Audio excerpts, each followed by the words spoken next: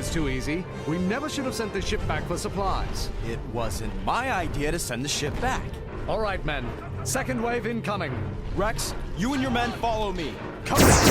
Position.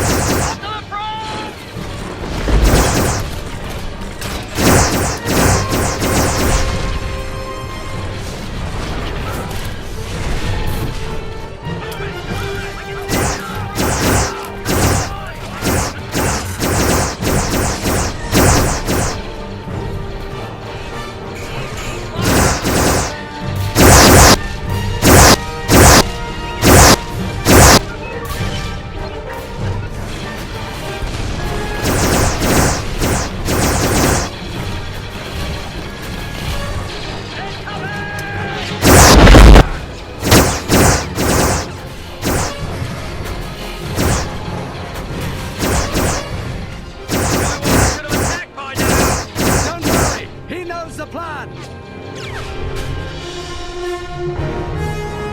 What's our plan of attack, sir? Follow me.